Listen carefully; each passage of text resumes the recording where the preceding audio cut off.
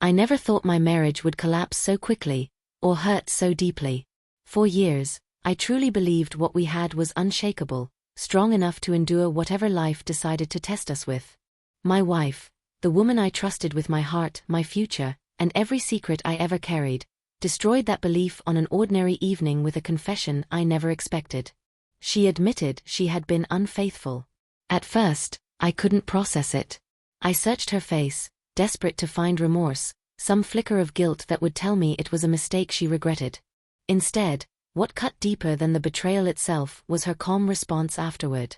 Looking me straight in the eye, she said with unsettling ease, "You should be more open-minded. Let me do what I want." Those words echoed in my head for days, like a cruel riddle I couldn't escape. How could she expect me to accept her disloyalty as if it were normal? As if it didn't matter? The woman I had loved and built my life with had become someone unrecognizable, a stranger demanding that I tolerate her betrayal. The weight of it shattered me, leaving me broken in ways I didn't know could be repaired. Yet, as the shock slowly faded, something else began to rise in me. Maybe it was anger. Maybe it was survival. But I realized that if she wanted freedom, if she thought I would simply lie down and endure her disrespect, then perhaps it was time I stopped being the trusting, forgiving husband she had taken for granted. Maybe it was time to remind her, and myself, that I was not someone to be dismissed so easily. One name kept surfacing in my thoughts: Clara, my wife's sister. Our connection had always been distant, mostly because my wife and Clara had a strained relationship filled with bitterness and old grudges. They avoided each other so often it became obvious how little affection remained between them. I often felt caught between their silent hostility. Clara had always been single, and from small glances in the past, I sensed she had never completely closed herself off to me. Unlike my wife, Clara seemed genuine and straightforward, the type of person who said exactly what she meant without hiding behind facades. Not long after, the three of us ended up on a family trip together.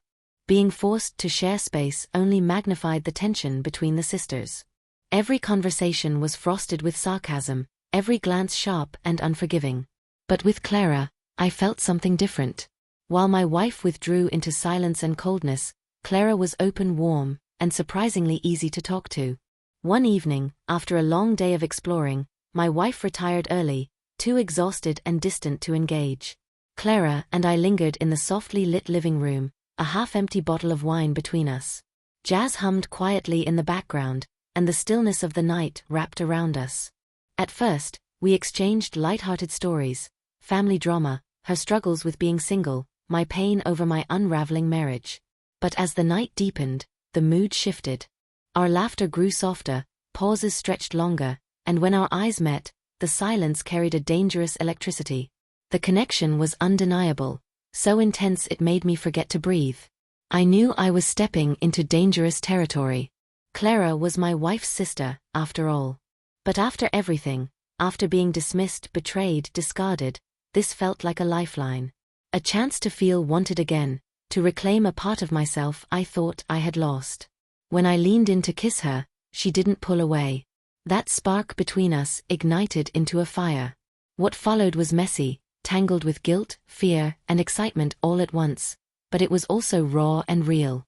With Clara, I felt seen, respected, and desired in a way I hadn't experienced with my wife for months.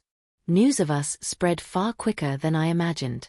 My wife's reaction was explosive. She was livid, but beneath the fury, I could see shock, jealousy, confusion, and maybe even regret. She couldn't comprehend how I had turned to the very sister she had treated coldly for years. For once, Clara stood in a position of power in their lifelong rivalry, while my wife was left shaken, questioning everything she thought she controlled. Dating Clara wasn't simple. At first, we kept it hidden, slipping away for secret moments, stolen kisses, whispered promises. The secrecy was a risk, but it also gave me a strange sense of freedom I hadn't realized I craved. By the time the trip ended, the house was heavy with tension. The sisters barely exchanged words, their resentment thick in the air. The family bonds felt fractured beyond repair. But for me, that chaos marked the beginning of something different, flawed, complicated, but authentic. I won't claim I know whether what I did was right or wrong. But after my wife's betrayal, after her cold demand that I simply accept it. Being with Clara was my way of reclaiming my dignity. It was reckless, it was painful, but it was also a form of healing. In the end, I realized that when someone destroys your trust, sometimes the only way to take back your power is to do the unexpected, to break their rules and write your own. And that's exactly what I did.